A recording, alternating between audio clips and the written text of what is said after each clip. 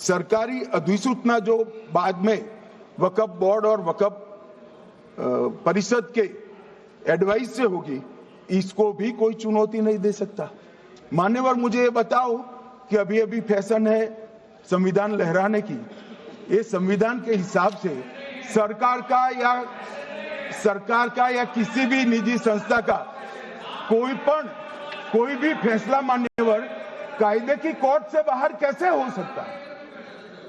कोई भी फैसला हो, ये देश की अदालत वो फैसले तक रुचि नहीं रखेगी।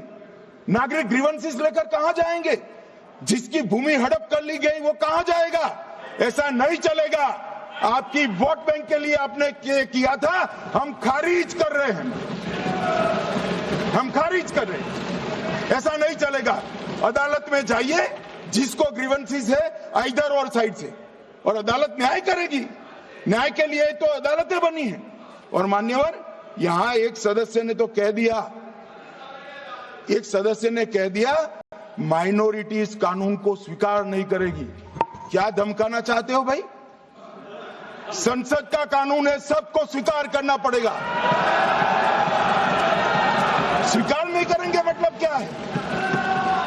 कैसे बोल सकते हैं कोई? हम कानून को स्वीकार नहीं करेंगे। ये कानून भारत सरकार का है, हर एक पर बंधन करता होगा और इसको स्वीकार करना पड़ेगा। मान्यवर, ये हमने तो खैर वक्फ को छेड़खानी नहीं की। वक्फ बोर्ड और वक्फ परिषद के अंदर बदलाव किया है, मगर वक्फ के लिए भी क्या क्या जजमेंट आए। सैयद फजल पुकोया थंगल बनाम भारत संघ 10/11/28 को केरल उच्च न्यायालय ने उन्होंने कहा वक्फ बोर्ड एक स्टैट्यूटरी बॉडी है, यह मुस्लिम समुदाय का प्रतिनिधि निकाय नहीं है। इसका फंक्शनिंग मान्यवर एडमिनिस्ट्रेटिव है। धार्मिक क्रियाकलापों को तो वक्फ ने करना है, चाहे कब्रिस्तान हो, चाहे दरगाह हो, चाहे मस्जिद हो, चाहे चैरिटी का काम, वो वक्फ बोर्ड को नहीं करना है भाई। ये केरल हाईकोर्ट ने किया। इलाहाबाद हाईकोर्ट ने भी, उसने तो मुतवल्ली तक भी कहा है, मगर हम मुतवल्ली तो जो धर्म का है वही रखेंगे।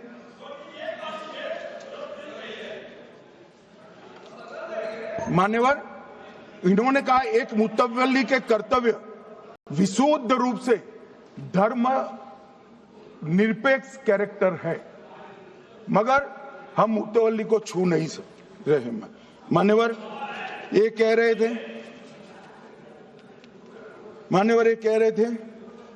कि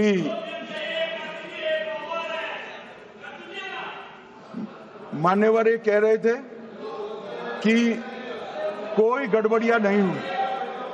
मान्यवर,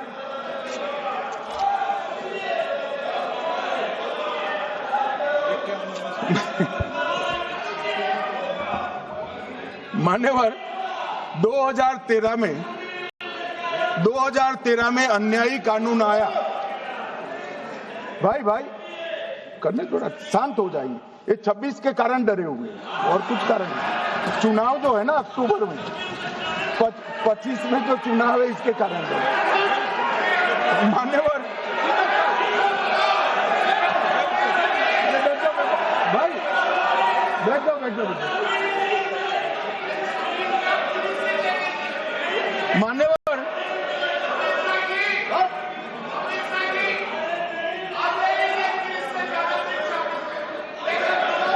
बैठो। बंगाल में आकर कहूंगा ये राजनीतिक हिसाब किताब का अखाड़ा नहीं है। छाती पर ठोक कर कहूंगा ज्यादा सिखाएंगे।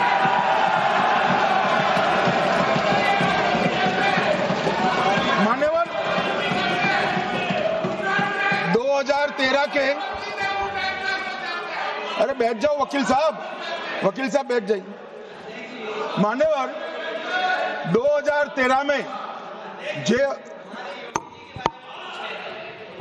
वो भी रिपीट होने वाले हैं। मान्यवर, 2013 में बैठ जाओ।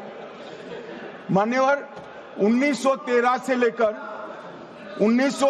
लेकर 2013 तक 1913 से 2013 तक वक्फ बोर्ड का कुल एकड़ में भूमि सब वक्फ का मिलाकर 18 लाख एकड़ था। मेरी विनंती है सभी सदस्य इसको ध्यान से सुनिए। 1913 से 2013 तक 18 लाख एकड़ और 13 से 25 तक एक कानून बनने का परिणाम क्या आया और नई 21 लाख एकड़ भूमि बढ़ गई। अब मान्यवर 39 लाख एकड़ जो भूमि है उसमें 21 लाख एकड़ 13 के बाद है। अब ये कह रहे हैं कि इसका दुरुपयोग नहीं हो रहा है मान्यवर। और लीज पर दी गई संपत्तियां 20,000 थी और 25 में रिकॉर्ड के हिसाब से, हो सकता है गलत भी हो सकता है, रिकॉर्ड्स के हिसाब से शून्य हो गई। तो मान्यवर संपत्तियां कहां गई? मान्यवर बेच दी गई। किसकी संपत्ति से, किसकी परमिशन से बेचा मान्यवर? मान्यवर मैंने पहले ही कह दिया कि केरल और देश भर के Catholic bishop council, Catholic bishop conference of India, Catholic Congress Kerala, भारतीय कैथोलिक धर्मगुरुओं की महासभा, केरल चर्चों की संयुक्त परिषद, कैथोलिक कांग्रेस केरला, ये सब ने इस बिल का समर्थन करा है और कहा है अन्यायी 2013 का सुधार। हम अकेले नहीं कह रहे मान्यवर। और मान्यवर इसी एक्ट में हमने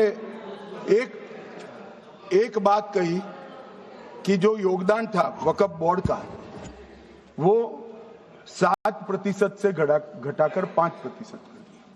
मान्यवर अब ये जो कह रहे हैं ये मुसलमान भाइयों के हित में कह रहे हैं जिसका विरोध कर रहे हैं या अहित में? अगर 7 से 5% हमने कम किया तो कहां जाएगा? वो वक्फ में रहेगा। वक्फ बोर्ड का कम किया है। जो मस्जिद चल रही है उसको हमने 2% बढ़ाया है। ये उल्टा समझ रहे हैं मान्यवर। ये बिल जमीनों की सुरक्षा प्रदान करेगी मान्यवर। किसी की जमीन अब घोषणा मात्र से वक्फ नहीं बनेगी, उसको प्रोटेक्शन मान्यवर। पुरातत्व विभाग और एएसआई की जमीन को हम सुरक्षा देंगे। आदिवासी भाइयों की शेड्यूल 5 और शेड्यूल 6 की जो जमीन है वो सुरक्षित हो जाएगी।